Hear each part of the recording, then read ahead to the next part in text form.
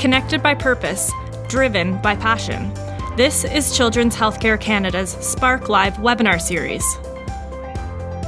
Children's Healthcare Canada would like to thank the following Keystone funding partners for their ongoing contributions that support all of our programs and activities: the Stollery Children's Hospital Foundation, BC Children's Hospital Foundation, the Children's Hospital at London Health Sciences Centre, the Alberta Children's Hospital Foundation, the Children's Hospital of Eastern Ontario, and Holland Bloorview Kids Rehabilitation Hospital. We would also like to thank the organizations that provide funding for our knowledge translation activities, which includes this Spark Live webinar series, the Spark Conversations blog, and the Knowledge Exchange Network. To learn more about Children's Healthcare Canada, you can go to our website, follow us on Twitter or Facebook, or you can sign up for our weekly Spark newsletter at childrenshealthcarecanada.ca/email, where you will learn about upcoming events, read the latest posts from our blog, and other exciting news and events from across the child and youth healthcare community.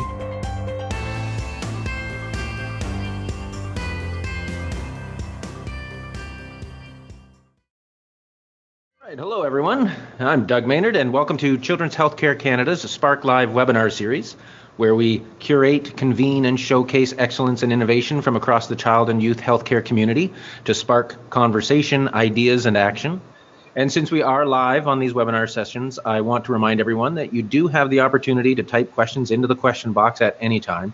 We'll check questions potentially throughout the session, so please don't feel you need to wait until we call for questions at the end of the presentation. Just type them in whenever you think of them, and then they'll be there ready for our presenters. And also feel free to share any of your thoughts on Twitter, and be sure to tag us at Child Health Can. All right, today we are exploring the caregiver impact associated with perinatal stroke. And today it's our pleasure to welcome today's speakers, because this is an opportunity to showcase some of the award-winning content that was part of our 2018, what was still at that time CAFC, our 2018 CAFC annual conference. The topic of for today was actually the subject of the poster that won in the Scientific and Quality Improvement category at the poster fair. So it's a real pleasure to bring Mohammed Khan and Dr. Carmen Rasmussen to our webinar stage.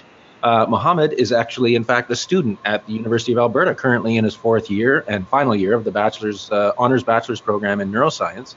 And his interests involve studying the long-term impacts of neurological pediatric disorders on children and their families. And he's currently doing this work in Dr. Carmen Rasmussen's lab. And Dr. Rasmussen, it's actually our pleasure to welcome back Carmen to our webinar program. She presented with us actually quite a few years ago in work that we were doing in relation to fetal alcohol spectrum disorder. So it's great to welcome her back. And Carmen is a developmental psychologist and an associate professor in the Department of Paediatrics at the University of Alberta. And she's also a research affiliate at the Glen Rose Rehabilitation Hospital in Edmonton, Alberta. So it's my pleasure to hand the virtual podium over to Mohammed and Carmen. Over to you.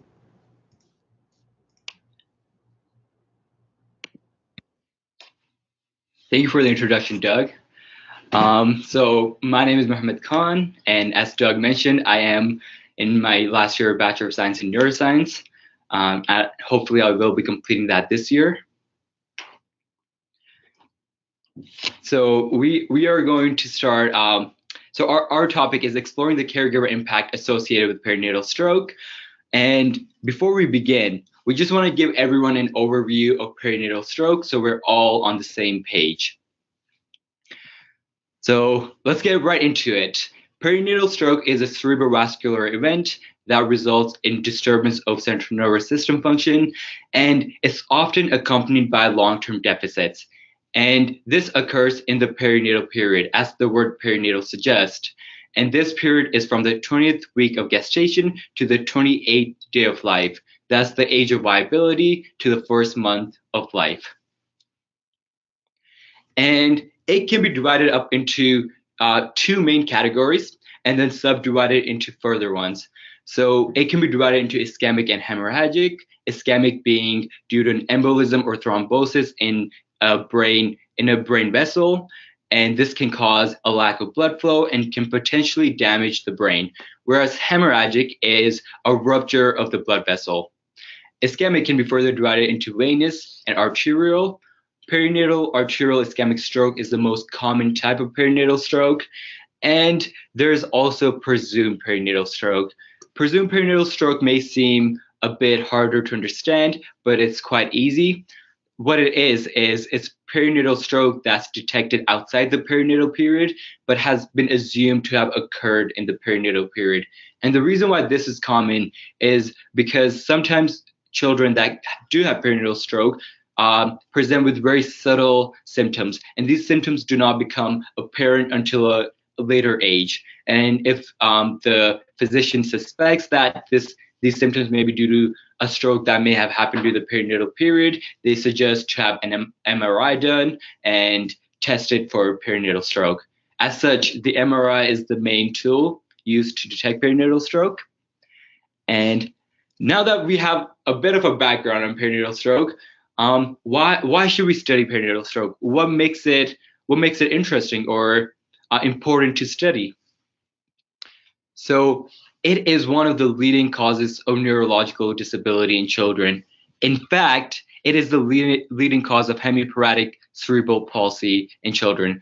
And as you can see, the picture on the right side, right here, that would be a child with cerebral palsy, just for an example.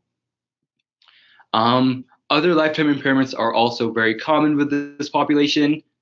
And you may be thinking that stroke is something that you associate with old age and with adulthood. Well, not really, because the prevalence of stroke in the perinatal period is 1 in 2,500 live births, which is quite a lot. In fact, it is 17 times any other period in childhood. So it is a quite common occurrence. Let's discuss some of the typical outcomes that we see. So on this slide, you'll see some words have bigger fonts and some have smaller. This is done on purpose because of the fact that some things are studied a lot more in this population versus others, even though there may be severe outcomes in all sort of functions. So one of the main studied outcomes is motor. As we discussed, hemiplegic cerebral palsy is very, very common in this population. So that somewhat makes sense. Epilepsy is something else that is very commonly studied, and epilepsy is commonly associated with worse outcomes in other domains too. So a child that presents with seizures and epilepsy may have worse cognition, memory, and other functions. There's also cognitive deficits such as IQ being lower generally, memory deficits, visual-spatial deficits, and somatosensory deficits, even though somatosensory is not studied that well. And the point of this slide is to show that even though there is a lot of different outcomes and a lot of different deficits may be there's a lot of variability in this population. Some children may have worse motor outcomes, some may have worse cognitive outcomes, so there's no one size fits all in this population.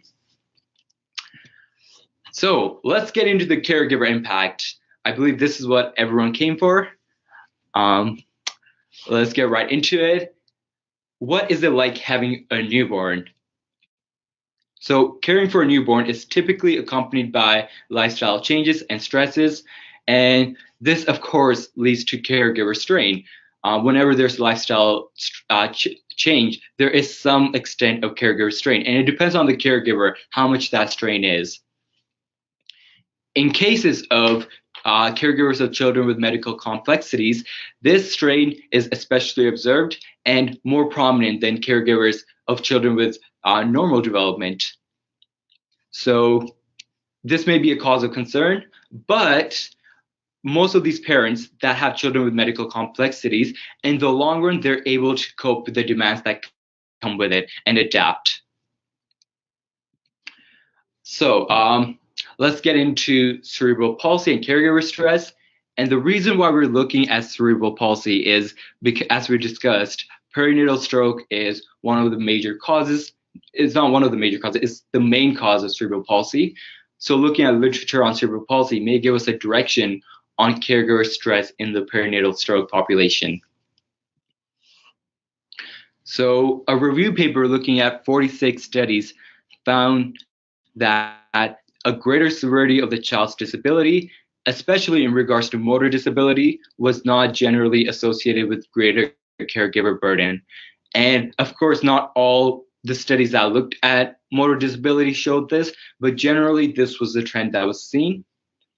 Whereas emotional, behavioral, and cognitive problems in the child were significantly associated with a decreased quality of life and increased stress for caregivers. So what this shows us is that different outcomes in the child may have different effects for the caregiver. Not all outcomes affect caregiver stress in the same manner. So one construct that is also looked at in comparison to caregiver impact is executive functioning. So before we get into how it's related, let's define executive functioning so we're all on the same page. So executive functioning is broadly defined as a set of skills required for self-regulation and the completion of goal-directed behaviors or effortful tasks, such as trying to pay attention in class or trying to get something done that requires inhibition. As such, the examples of executive functioning are inhibition, working memory, cognitive flexibility, and a wide range of other things. And executive functioning is typically localized in the prefrontal cortex. So you may be asking, how does this relate to caregiver impact? Well, in populations of children that have a characteristic executive functioning deficit, such as fetal alcohol spectrum disorder and attention deficit hyperactivity disorder, there's an association between executive functioning problems and increased caregiver stress. And since executive functioning is something that is required for cognitive regulation, emotional regulation, and behavior regulation, it makes sense that it may be impacting caregiver stress. So let's get into the specifics of perinatal stroke. Sorry, I'm just going to grab a drink of water here.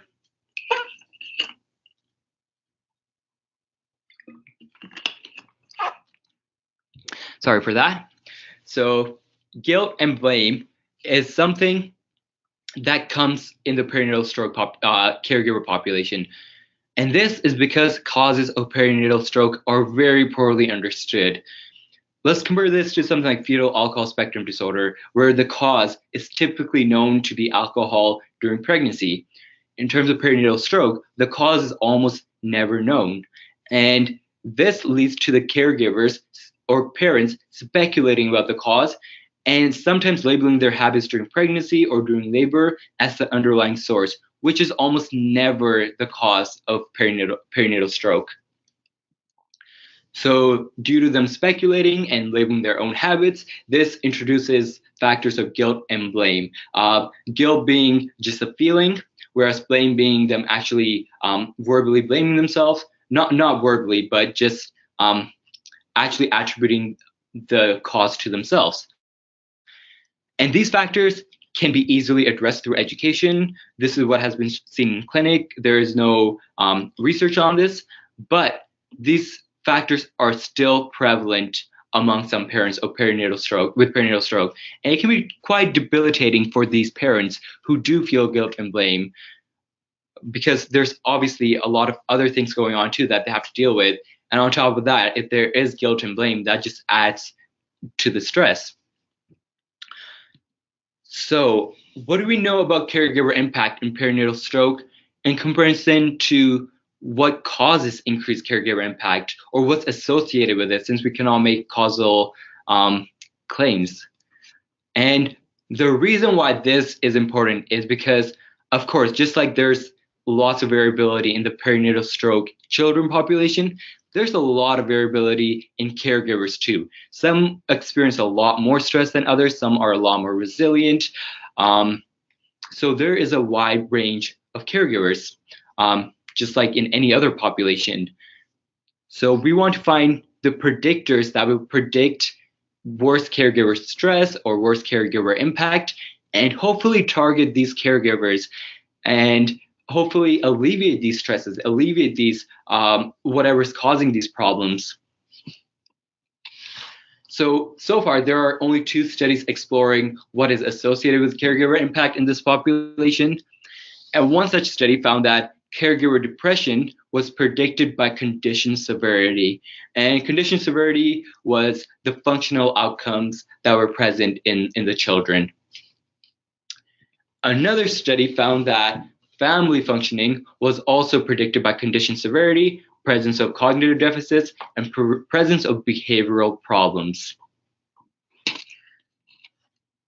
So as we saw, executive functioning was something that was also associated with caregiver impact in populations that do have a deficit. But what do we know about executive functioning in perinatal stroke? This construct is also not well studied in perinatal stroke.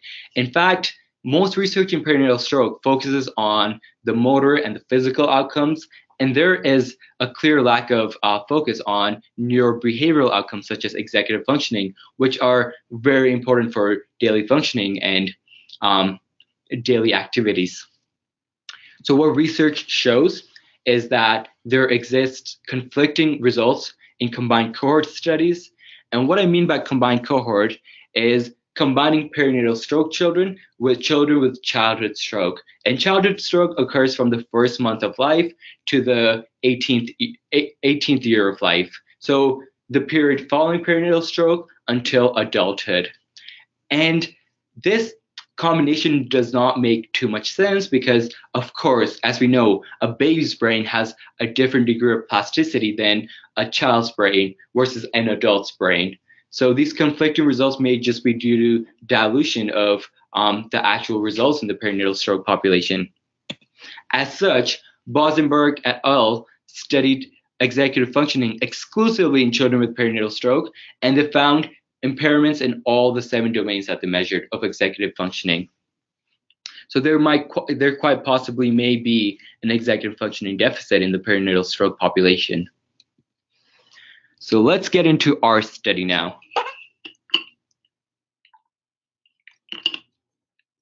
Sorry, I was just getting another drink of water.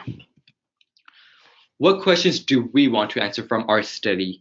As we discussed, the executive functioning profile is not well studied. So first we wanted to define the executive function profile in a population of children and youth with perinatal stroke. And we hypothesized that this will be worse than the normative mean in all the domains of executive functioning and also the overall executive functioning. Our second goal was to find the association between executive functioning and functional outcomes and how these two components relate with caregiver impact. So functional outcomes are things such as mobility, daily activities, socializing, and this basically shows how severe the condition is in comparison to them doing everyday activities. And executive functioning, as we already discussed, is just a term that describes regulation, self-regulation, and other aspects that are related to it. So our study has 18 children so far with perinatal stroke and their caregivers recruited through the Alberta Perinatal Stroke Project. And we'll be discussing more about the Alberta Perinatal Stroke Project in a bit. And we are recruiting more children so far. We have 9 boys and 9 girls between the ages of 6 to 16 years old, the mean age being 10.2 plus or minus 3.2 years. And there's quite a lot of comorbidities, which is expected because perinatal stroke population is quite diverse and there's a lot of different symptoms and comorbidities that present themselves. And the most common type is hemiplegia, which is as expected since that is very, very common in this population. And seizure and epilepsy is also very expected. So let's get into the questionnaires that we use to tap into the things that we're looking at. So the first questionnaire is the PEDI-CAT. This is a pediatric evaluation of disability inventory computer adaptive test. And this looks at the functional ability and the condition severity of these children. As such, it taps into 4 aspects: daily activities, mobility, social/cognitive, and responsibility.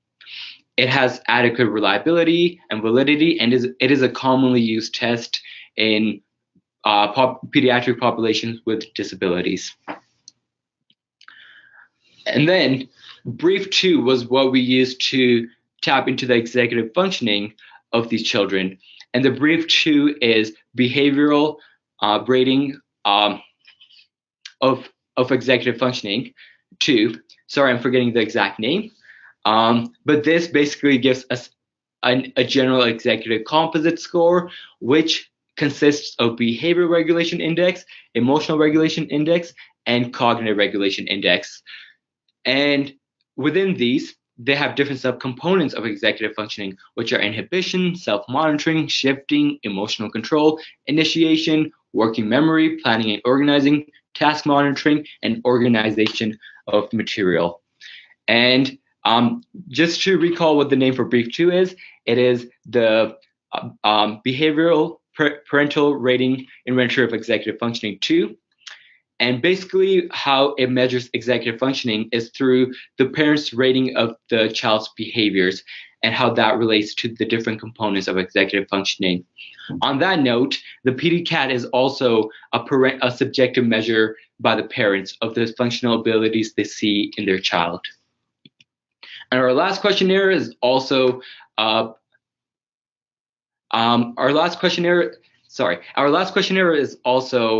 subjective measure by the parent, and this is, of course, supposed to be a subjective measure since this is a measure of the impact. And this is called the parental outcome measure, which was created by the Alberta Perinatal Stroke team, specifically Dr. Curtin and his team. And this is unique to the perinatal stroke population because not only does it tap into the psychosocial impact, which generally every parental outcome test does, it also taps into the guilt and blame aspects, which clinically have shown to be quite impairing in some of these parents. So all these 3 tests, as mentioned, are subjective measures, and they have good, adequate validity and reliability. So moving to our results and discussion, what did we find from our study? So on the PDCAT, which measures functionality, we found that all domains were significantly worse than the normative mean of 50. And on this test, a worse score is indicated by a worse outcome is indicated by a lower score. And as you can see, all 4 domains, as expected, were worse than the normative mean. Moving on to the brief 2. In this test, this may seem a bit off since all the graphs are above 50, so you may think that the executive functioning is better in this population. Well, that's not the case. In this test, a worse outcome is associated with a higher score. So all the mean scores being higher than 50 means generally there are worse outcomes. But only 3 domains were significantly worse than the mean of 50. And these were emotional control, planning/organizing, and organization of material. And also the general executive composite, which is not shown here, was also significantly worse than the normative mean. And I just want to clarify one thing here, that significantly worse than the normative mean does not mean that it's clinically impaired.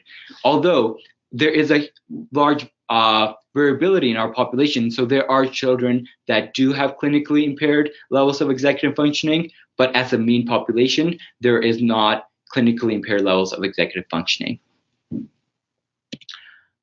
So moving on to the performance on the PALM, which measures the parental impact and the caregiver impact. What we find here is that this is a rating scale from 1 to 5, 1 being the lowest impact and 5 being the most impact. And what we find is parents are typically not that impacted, or their outcomes are not that severe. And this may be due to the fact that we are measuring the children at 6 to 16 years old. So this gives parents a lot of time to adapt. But as you can see here, there is still a lot of variability, and some parents are experiencing a lot more impact. And this is why our study is important. We want to tap into these parents and hopefully find intervention methods that can perhaps alleviate their stresses, alleviate their guilt, blame, and psychosocial impact. So moving on to our main finding. So the correlation between PALM and the brief 2 and PDCAT.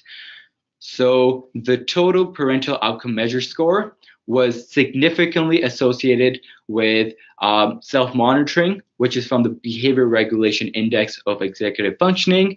It was also significantly associated with Emotional Regulation Index of Executive Functioning and Emotional Control.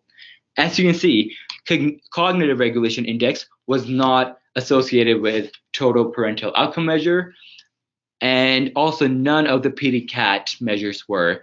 They have a negative correlation with it, which does not mean anything since it's not significant, but that is something to note. So I showed you all these graphs. You must be wondering, what does this all mean? I will try my best to tell you what it all means, and hopefully give you some explanations of why we are seeing this pattern. So just to reiterate, children with perinatal stroke in our studies display significantly worse executive functioning overall, and they also displayed worse executive functioning on emotional control, planning/organizing, and organization of material. And this worse executive functioning is, of course, compared to the normative mean. So these executive functioning deficits were associated with increased caregiver impact, whereas functional deficits were not, as we just saw from the correlation table. Specifically, the emotional and behavioral domains of executive functioning were what were associated with caregiver impact. And the association was quite high. It was 0.53, 0.51, which is a high correlation. So let's see some possible explanations for why we are seeing this. So the fact that functional skills were not associated with caregiver impact and executive functioning were, one explanation for that is caregivers may be given more time to adapt to deficits in functional skills in their children. And this is because executive functioning has a much larger developmental window. It starts developing around the age of 6, which is a bit debated, and it does not end developing until the age of 25, when the prefrontal cortex is fully developed. So in the beginning, these deficits are not shown or not as prominent, and as they age, they may become more prominent and giving the caregiver less time to adapt to them. Whereas functional skills such as mobility, a child typically has hemiplegia from the beginning, so the caregivers are given more time to adapt to those functional skills. Also, another explanation may be the fact that caregivers may believe that children have more control over these executive functioning components rather than their physical skills. Specifically, behavioral and emotional responses are seen to have more control, whereas cognitive components and physical skills are seen to be less in control of the child from the caregiver's perspective. And this may make the parents more frustrated and more stressed out. And also, another thing to note is that cognitive skills are become more prevalent in a school setting when those cognitive skills are more needed, whereas behavior and emotional skills are more apparent in everyday life of what a caregiver has to deal with. So, of course, our study comes with limitations, just like every study. One of our limitations is that it is reliant on caregiver report for all of the things that we measured, and this brings in an aspect of subjectivity, whereas some components can be measured objectively, such as executive functioning and functional ability. Parental outcome measure cannot be measured objectively, since it is a subjective measure. Also, our small sample size is a limitation, which does not allow us to run regression or see the different groups and how they interact. But however, we did separate the groups that have seizures and not seizures, and there's no significant difference between executive functioning, functional abilities, and caregiver impact between these groups. And also based on gender, there's no significant differences. Based on sex. And also, we separated it on age, and there were no differences. But again, our sample size is small, so there's not much we can say. Also, the user convenience sample is also a limitation since all our caregivers and children were recruited through the Alberta Perinatal Stroke Project, and a random sample was not used. Lastly, our study is the correlational study, and all studies of this nature have to be correlational study or are correlational study. And the fact with a correlational study is that we cannot make any causation claims. We cannot even make claims about the directionality. So for all we know, perhaps more caregiver stress is leading towards executive functioning in the child and worse functional abilities. Perhaps that's the case. So there's nothing we can say certainly, but this does give us a direction for future research, which leads us to further studies. So one suggestion for a further study would be using a larger sample size, which will allow for examination of different stroke subtypes. As I mentioned before, we are recruiting more parents and children with perinatal stroke and their caregivers to increase our sample size, but an even larger sample size would be needed to make bigger claims. Objective functional and executive function measures would be something to implement in further studies, so we can see how objectively these measures are related with outcomes of caregiver, and if subjective measures are similar to these objective measures. And also a longitudinal study to see how these parents adapt or perhaps maladapt to their parents, their child having executive functioning deficits or functional deficits, and how we can track why they are adapting, why they're able to adapt, and possibly use these strategies for other parents that do not adapt as well, since there is a variation. So that is all for my part. I will be back for questions. Hopefully the questions are not too hard, but I'm going to hand it over to Dr. Carmen Rasmussen to discuss implications and the broader Alberta Perinatal Stroke Project. Okay, thank you, Mohammed. I'll be taking over for the last part of the presentation here. So just to go into some of the implications of our findings, one of the big implication is really the early detection of these EF difficulties. Early detection of any difficulties in the developmental population is really important. And executive functioning skills there's a lot of research on executive functioning, particularly in other populations, but it's a very widely researched topic. And there's quite a bit of evidence now to show that EF skills are linked with many important functional life outcomes, including mental health, quality of life, and academic and career performance. So there's a lot of evidence for this. So if we can identify executive functioning deficits early on, we have the potential to improve developmental trajectories of these populations, which is really important.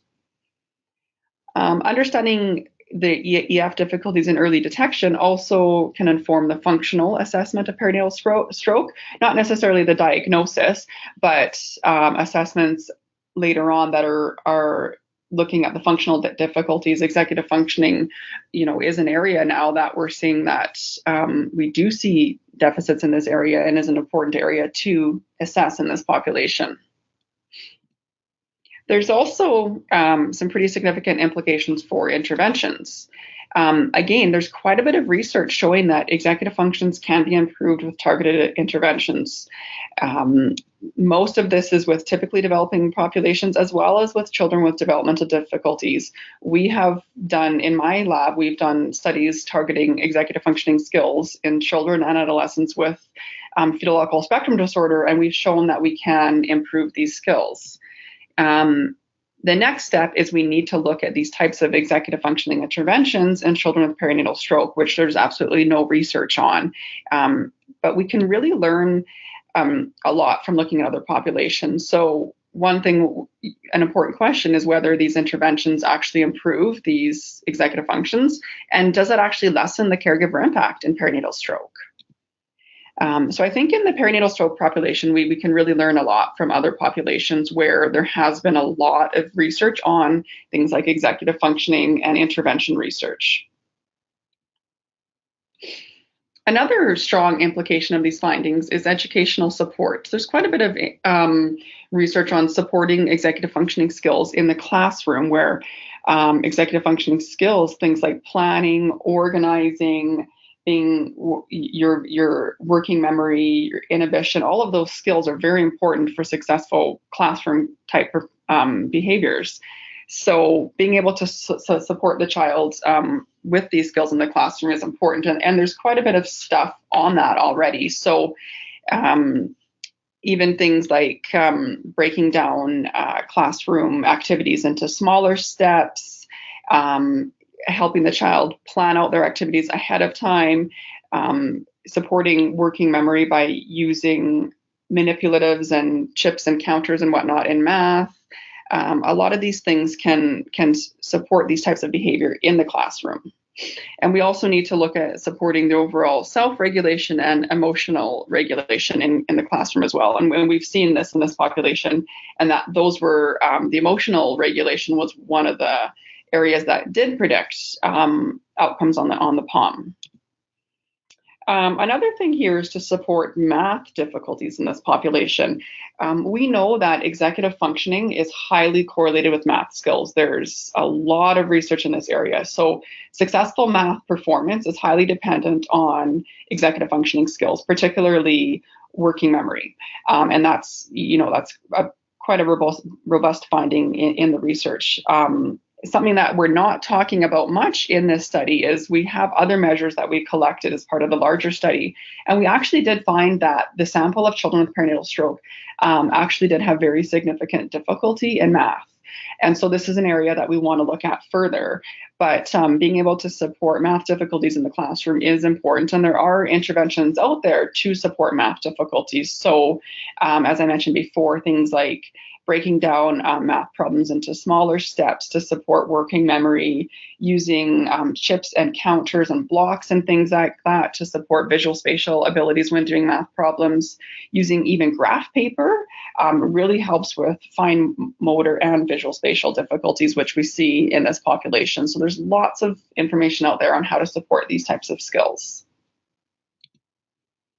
Another really important implication from our findings is that we really need to support the caregivers. I think these findings provide a lot of information on anticipatory guidance for caregivers and families on the types of impact and stress that this can have on the caregiver. So this can inform hopefully the development of more resources and strategies to support executive functioning skills at home.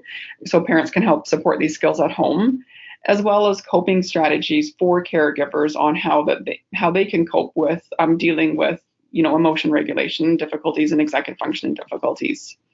So hopefully in the end this will inform policy and overall kind of resource allocation in these areas, because we've identified that caregiver support is an area of importance in this population. So as I mentioned, the data that we've collected here is actually part of a larger study on neurobehavioral functioning, where we're actually looking at a lot of other factors as well in perinatal stroke. We're focusing our presentation today on the project that Mohammed did for his summer project, but we do have a lot of other data that we've collected in the study. So just to give you an idea of some of the other things that we're looking at, that hopefully will have results in these other areas in the next few months as we're kind of analyzing the data. As I mentioned, we're looking at caregiver impact, behavioral, executive functioning, and functional outcomes. We also have objective measures of executive functioning and measures of visual spatial ability. We're also looking at memory and math performance. And as I mentioned, we are seeing some evidence that there's some pretty significant math difficulties in this population.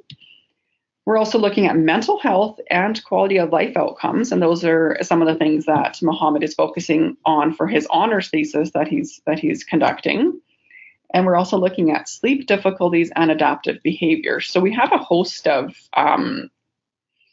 outcomes that we're looking at in this population. So we're really hoping that we can learn a lot more about how we can best support children with perinatal stroke and their caregivers.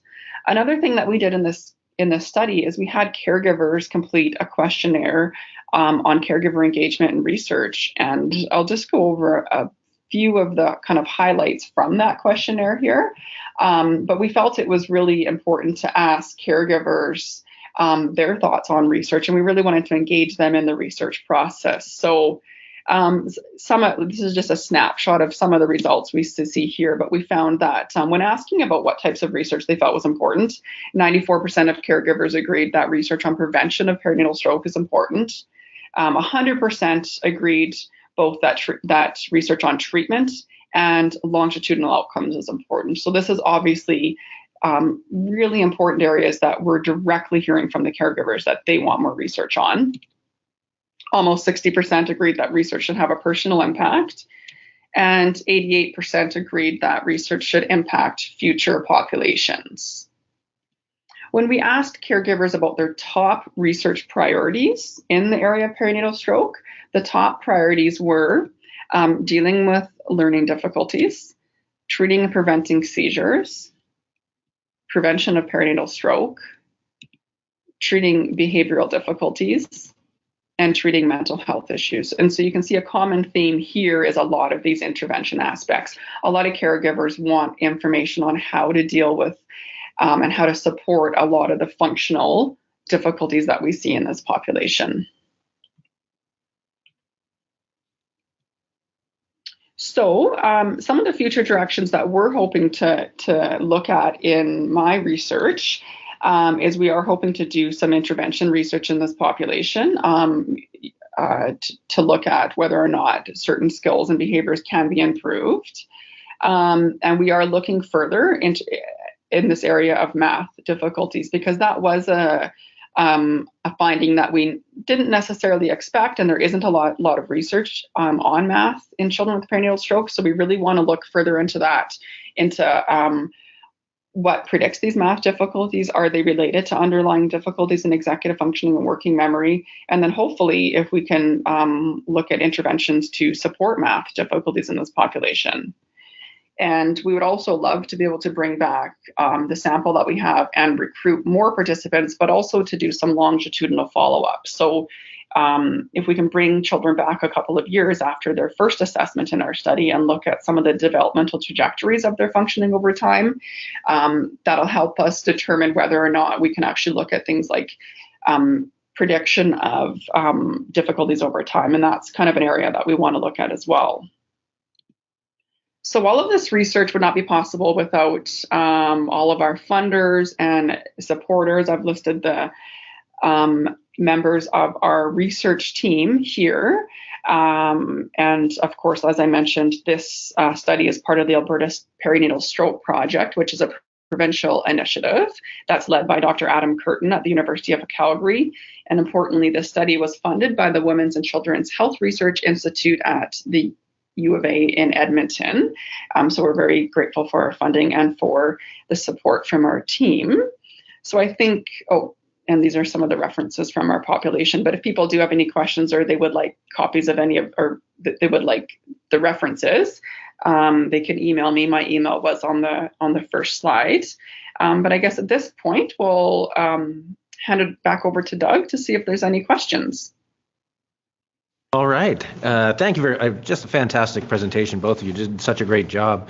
And excellent work. As I mentioned, that was presented and won an award at our conference back in October. So again, congratulations on that. So the first question that came in was when you were going through some of the details of the study, Mohammed, they were just asking at what time, you were talking about measuring depression. They were just asking at what time points were you measuring depression? 1 month old, 2 years old, 18 years old, et cetera, like as far as the depression and the caregiver depression. Can you give us some sense of when you were measuring that? Right. So how old the children were or how old the caregivers were? How old the children were at the time that you were taking the measurements. Right. I'm just going to go back to the slides just so you have a visual. But the measures were taken, our population is from 6 to 16 years old, and that's when the measures were taken. And the reason for that being is executive functioning is not really is not really prevalent, like cannot be really seen in children younger than 6 years old. So it's harder to measure executive functioning in children that young. So we set our limit at 6 to 16 years old, which is also the age range for the rest of our neurobehavioral study. So it makes sense to use that age range. But of course, that can mean that caregivers have had time to adapt, and perhaps caregivers for the first 6 years of life may be more impacted by perinatal stroke. Perhaps that's the reason why the impact has so much variability. And typically, as a mean, the caregivers are not impacted excessively. If we are able to collect some more data and have a larger sample size, hopefully we can look more at the age differences. So, obviously there's a huge difference between raising a 6-year-old and raising a 16-year-old. So if we have a larger sample size, we can break our sample down into subgroups, and perhaps we do see more caregiver impact in the earlier years, or maybe more in adolescence. When we did look at correlations at this point, we didn't see anything that was significant, but that could be because we were just underpowered and not able to detect any differences. So hopefully we can look more at age differences in the future. All right. The next question came in was just asking if you were aware of any similar studies around sort of caregiver impact, either within Canada or outside of Canada, and what they had found, if any had been done. Sorry, in the perinatal stroke population? Yeah, if you're aware of anything in the perinatal stroke population or in the neurodevelopmental disorders population more broadly.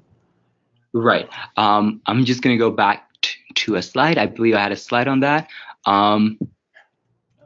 So yeah, we have seen caregiver impact studied in perinatal stroke, but there's 2 studies from the same cohort in Calgary by the Alberta Perinatal Stroke team there with a different cohort than what we have. And they have found that caregiver depression is predicted by condition severity, which was the functional outcomes that were associated with perinatal stroke. And another study, the second study, found that family functioning was predicted by condition severity, presence of cognitive deficits, and presence of behavioral problems. Yeah. So, as Mohammed mentioned, these studies were conducted by Dr. Adam Curtin, and it's his research team that actually developed the parental outcome measure. So really, this was really a really new kind of area in this population. They had done some research and shown that, caregivers are impacted. So there weren't any, I don't think that they had any tools that were unique for measuring impact in this population. So they developed their own tool, which, was fantastic. So there really is only a handful of studies, and they did do research into developing the POM as well. There's quite a bit of research on caregiver impact in other populations. So I think that this is, an area that we need to explore further in perinatal stroke. All right. The next question came in, says great presentation. Then they went on to ask if there's any research on the impact that improving math skills has on executive function. So he says, for example, does research suggest that improving math skills can lead to improvements in executive functioning, or does it only work the other way, where improving executive functioning may result in an improvement in math skills? That's a really good question. I've done quite a bit of research on a math intervention program called the Mathematics Interactive Learning Experience we've looked at that in children with fetal alcohol spectrum disorder, as well as in children with other learning difficulties. And we've definitely shown that the program can improve math skills. And we think it is related to improving underlying executive functioning skills.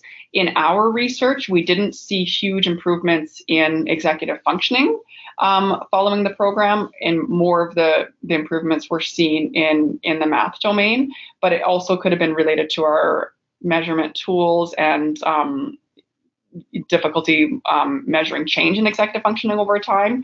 There may be other research that has shown that, though, but most of our research has shown that when we target EF skills with certain interventions, when we target things like supporting executive functioning and planning and whatnot, that it leads to an improvement in math skills. That's typically the direction that we've seen.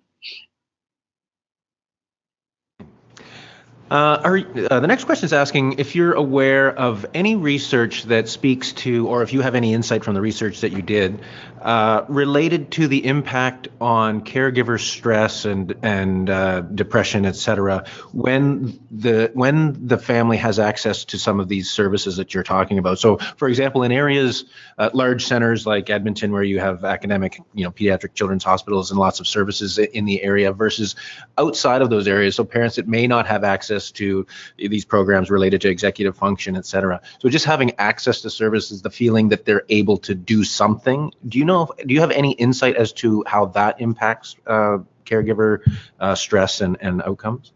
Yeah, that's a really, really important question. In our sample, most of them were from Edmonton or very close surrounding areas because they were able to come in for the research study. We didn't have very many that were coming from more isolated communities or smaller communities that maybe didn't have large care centers. So in one way, that would bias our sample, and that we probably didn't see as much variability there. So that's a excellent direction for future research if we can look further across the Alberta Perinatal Stroke Project and across the province to see if location and access to resources is associated with this, because I don't know if there's any research in that area. I don't think that there is, but I think it's a really, really good thing that we need to look at. And I think with that is sorry, we did have one last question come in. So or actually two more questions came in. So with these last two questions, I think we'll take these last two questions, maybe one more if somebody's quickly got their fingers flying on the keyboard, and then we'll hand it over to you after we're done these questions. If there's any closing comments or key messages you'd like to leave the audience with, we always like to end the sessions that way. But we'll take these next two questions here. This next question is asking, with some of the subjects at age 16, are the caregivers worried about transition to adulthood, and are they supported by a transition team /pathway/navigator? Yeah, there is the transition to adulthood in developmental populations is a really important area of research, and there's a few papers looking specifically at transition to adulthood across developmental populations. So that's a very important area. That wasn't something that we directly asked the caregivers, but so we didn't have direct data on that. But I assume it would be something that they would be very that the caregivers would want more information on and be looking at strategies to support that transition. Like I said, there are a few papers in this area looking at transitions to adulthood, like across, a mixed cohorts of developmental disabilities. And again, that's a very important area of research. Question was asking, I'm guessing this individual lives in the Northwest Territories. They're just asking what kind of support you have to support children with perinatal stroke in the Northwest Territories. Is there a connection with the Stollery or the Glenrose in Edmonton? I wouldn't be the best person to ask that question. I don't know for sure. I would want to check with the clinical team that we've worked with exactly on, because I just don't know. But we do have a larger team of clinicians that we're working on that can provide more answers in that area, because I'm not sure exactly all of the resources that are available there and the links with the Stollery and the Glenrose. So I'm sorry. Yeah. No need to apologize. All right, and I think with that, that is the last question. So I think we'll wrap it up here, and we'll just hand it over to both of you for any closing, messages you'd like to leave the audience with before we sign off. Just to stay tuned, because we're hoping to have more of this data analyzed and coming out and collecting more data, so that, like I said, this is part of a much larger study. So we'll have a lot more to say about the other areas in the future. Yeah, and I just want to thank you everyone for taking their time out and coming to see our presentation. And thank you, Doug, for having me here. I'm very humbled to be here, and this was a great opportunity. Thank you. Thank you, everybody. All right. Well, thank you again both for a great presentation, and particularly to you, Mohammed. Just a fantastic job. You certainly have a bright future in child health research. Hopefully, going forward, I hope you have some long-term goals in that area, because you certainly did a great job today. I do, and I hope it all works out. But thank you so much. That means a lot. All right. So we do our webinars every Wednesday at 11 a.m. Eastern time, usually. It's great when you get to watch live, as you can see, your questions and comments really do enrich the discussion. But when you can't watch live, we do record these sessions and make them available after the fact on the Knowledge Exchange Network, which you can find at ken.childrenshealthcarecanada.ca. Our next webinar will be on January 30th, and for that session, we'll be focusing on improving health system navigation for patients and families, a collective community impact approach. And in this session, we will explore the multiple systems of support and care in the public and not-for-profit sector that parents of children with neurodevelopmental disorders must navigate. And we'll be hearing from Drs. David Nicholas from the University of Calgary and Dr. Lucy Locke from McGill University, who will discuss what they've learned through their research about improving navigation and how collective community impact can be used to bypass inertia and barriers to system change. So an excellent presentation coming up next week. So thanks again for joining us today, and hopefully we'll see everyone back here next week. Bye, everyone.